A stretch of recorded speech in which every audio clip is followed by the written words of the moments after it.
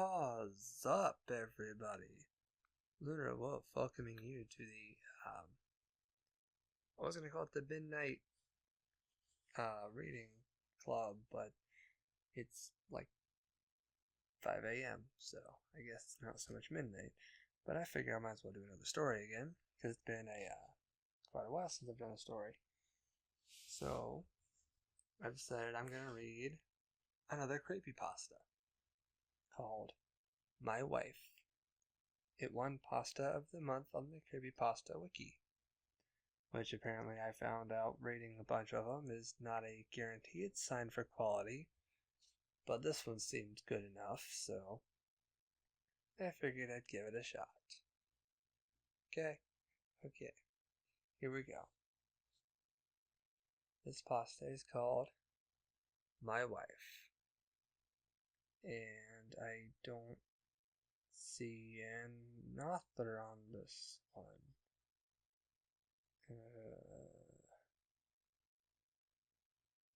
Okay. Well, I was going to credit the author, but apparently there's no author here. But this is a story called My Wife. Get a drink here real quick. Okay. My life seemed like it was going pretty well. I had just received my bachelor's degree at the state college and received the fairly well-paying job as an office manager. The thing is, something felt like it was missing from my life. I wanted love. I wanted to have a wife to keep me company, but the only women I knew worked at the office and were drop-dead ugly. After coming home one evening from a long day at work, I grabbed a Coke, sat down, and booted up my computer.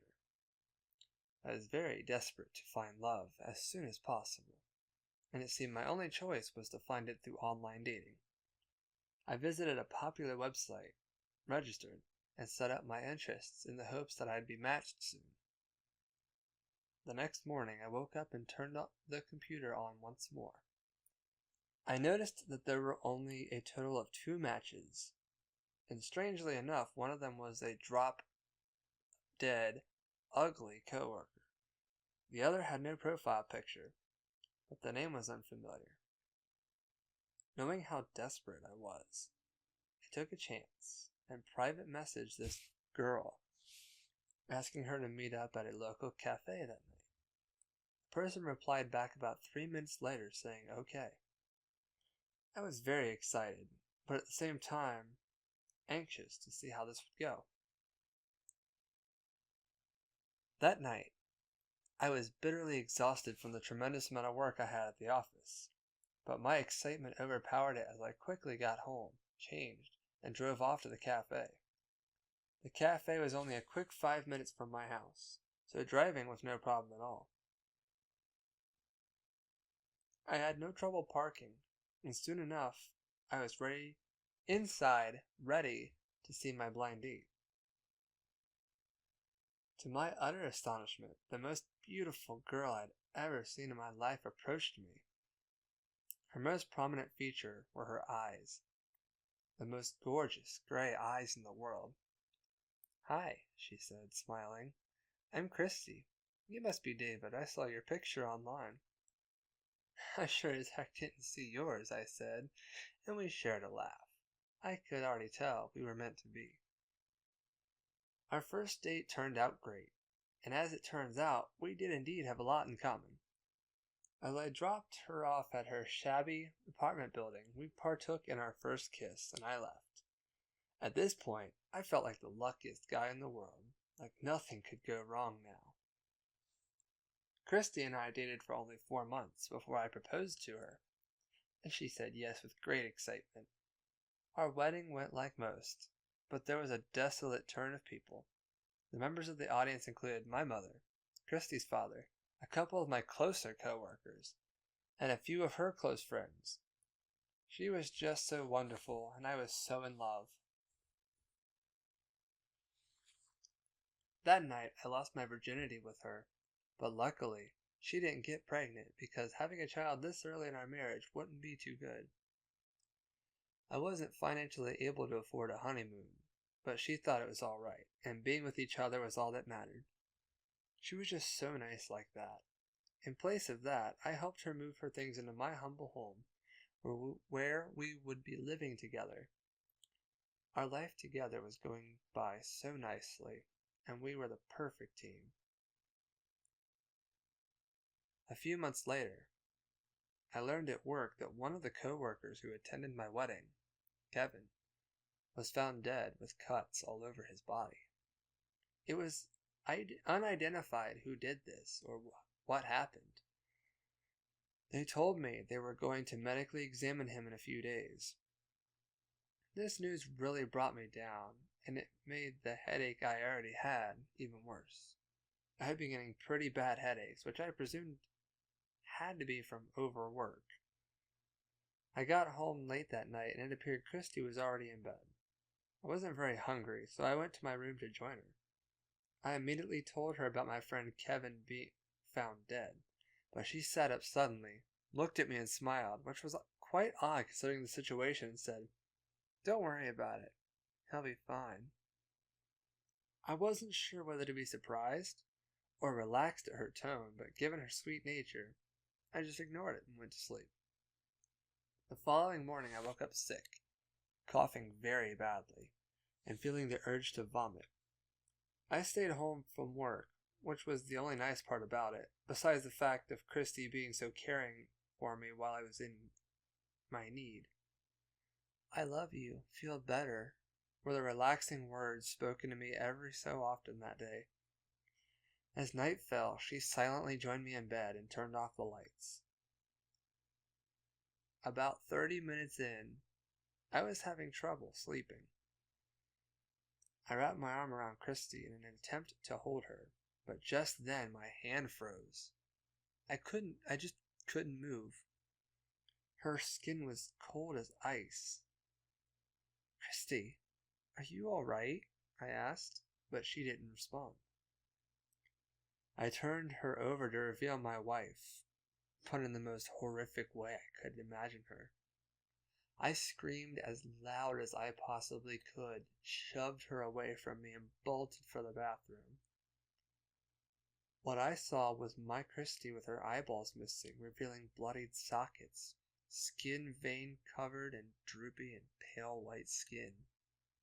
I wasn't sure about any other detail because my eyes were not fully adjusted to the darkness.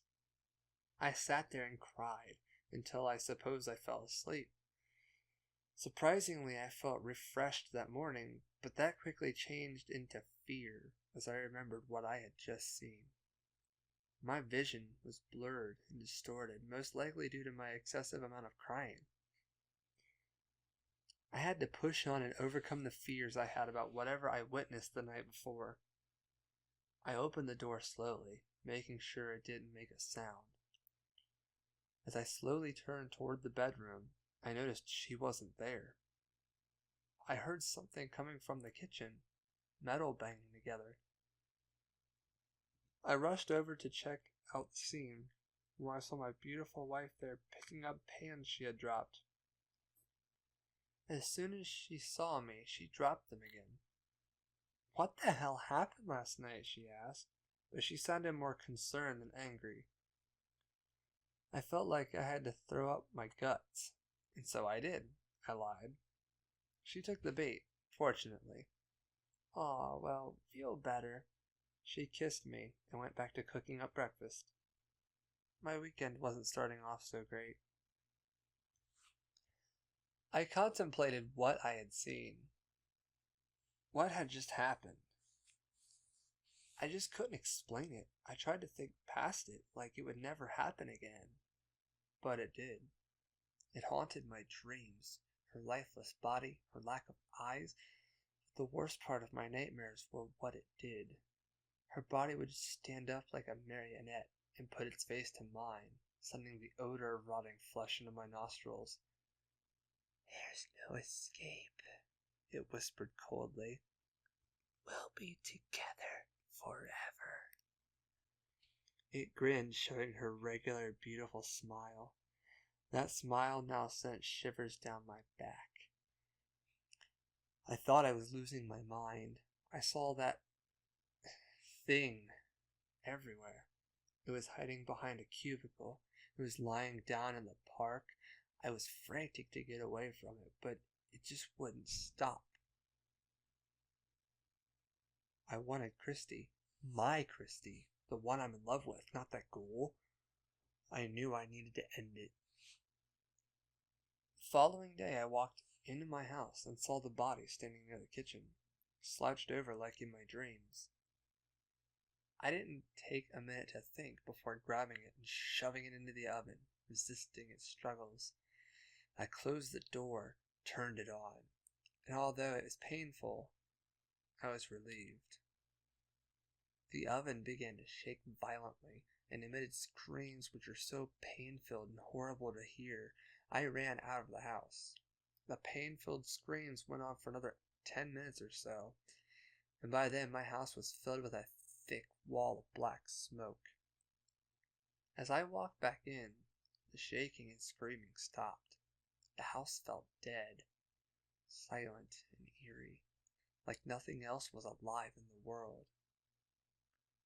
I walked up to the oven to examine the remains, and what I pulled out destroyed me more than anything could have. What I beheld was Christy, my wife, burned beyond return. But strangely, her eyes were completely intact. I fell to my knees, just staring. I couldn't believe this. I was there for 15 minutes, 30 as the police started showing up.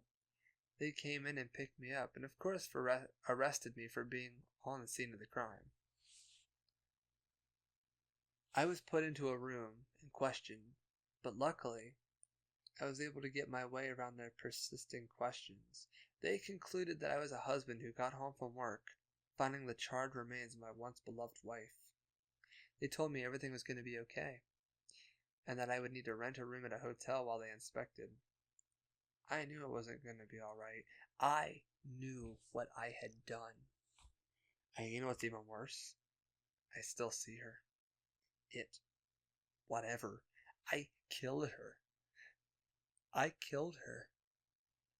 I killed her. I could never forgive myself. I ruined my life, her life, everyone's. I didn't want to go on, but here I am typing this. So since I wanted to try to go on through my insane depression, I attempted to go to work the next day. And as I pulled in and approached the doors, I noticed that there was yellow caution tape in front, with a small note stuck to the door reading, "Building has been condemned from operations until later notice due to chemical exposure creating hazardous work conditions. State Department of Health."